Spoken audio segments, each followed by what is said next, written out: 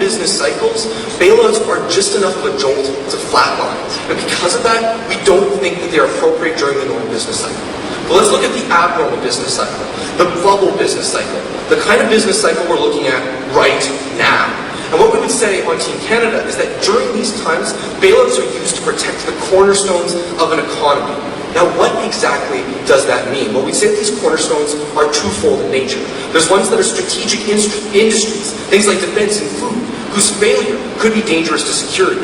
And secondly, we see financial institutions like banks and insurance companies that can lead to systemic collapse when they go down. What we would say to you on Team Canada is that in either case, the end product is what is valuable to society, and because of that, we would suggest to you that it's the government's role and the government's duty to take over in those scenarios with nationalization. And what we would suggest to you on top of that is that bailouts don't actually accomplish the goal of protecting these industries and getting everything back on its feet. Why is this? Well, let's look at the doomsday scenario. Banks start going under. They're racked by debt. They stop giving out loans. Well, why is that bad? Well, we'd say here on Team Canada today that day-to-day business operations require short-term loans. These are bought and sold on the commercial paper market. And when banks are in trouble, they stop lending. And we see what's called a liquidity crisis. I'll take one of you in a moment. We see what's called a liquidity crisis. Or, to use the popular jargon, a credit crunch. That is how we see systemic risk. And that is where we see the problem of systemic collapse. Well, what happens when bailouts are used to address that? Well, we see that banks pay off their debt, but they don't get back into the lending side of their business. We saw this quite clearly with Citigroup, who used the government's money to pay off its debt, but still hasn't returned to being an active member of the commercial paper market. So what we would say is that when bailouts are used, companies button down the hatches and try to just get through. But because of that, they actually hurt the economy as a whole. When we have nationalization, we maintain the social good of a company's product.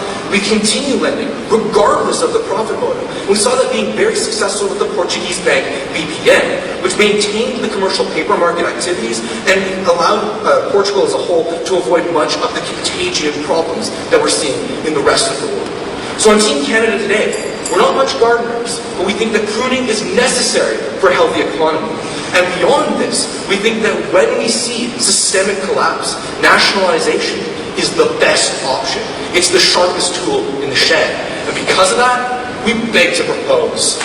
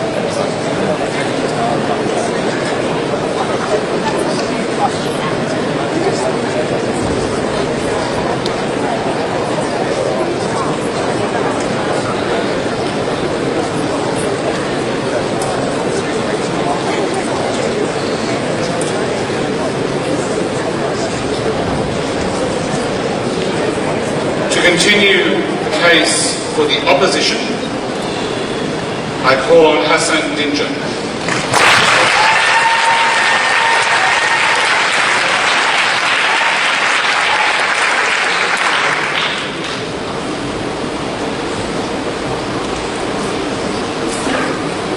Why should governments ever spend money intervening in the market?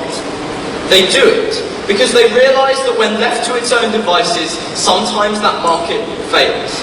Sometimes it leaves out to dry exactly those people who are most vulnerable and who most need government support. That's why the government steps in, and that's why in some circumstances today on Team England we tell you that it must bail out big companies. Ed's already shown you about why we might need to bail out businesses that are critical to local and regional communities, those that are critical to the wider economy.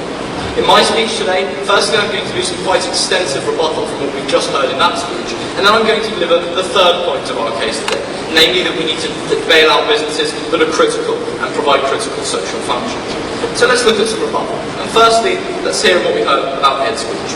Because Ed told you that these things affect whole communities. There are sometimes towns and cities where almost everyone there is being employed by the same person. We look at Detroit, where almost everyone in that city is employed in the motor industry. And all they had was the rather glib response, well, this is a shame, but it's better for the economy overall. We think Team Canada fundamentally misunderstood all our analysis about how this irreparably damages that workforce, such that it will be almost impossible for generations and generations for that town or that city to recover. It degrades the workforce by denying it workers. It degrades the workforce by denying it jobs, by denying it adults, children, education, by denying it aspirational figures, by denying it a sense of where it's going. We never heard any engagement with that. We think that's wholly irresponsible.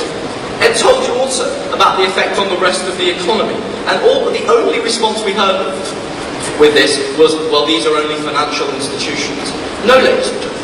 If a car plant is shut down and thousands upon thousands of people working there have no jobs and have no income and can't spend money and have to move out of their homes and can't send their children on any, to school or anything, we think this is a pretty bad thing for the economy overall. We think that's another thing that Team Canada have completely brushed over.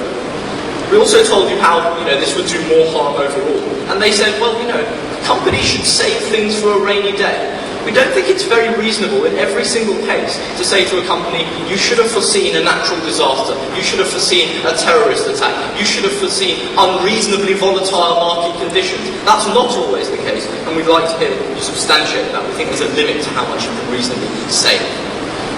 Then we heard about other tools. We heard about nationalisation. We love this, ladies and gentlemen, because we thought this debate was about companies failing and governments going in and rescuing them.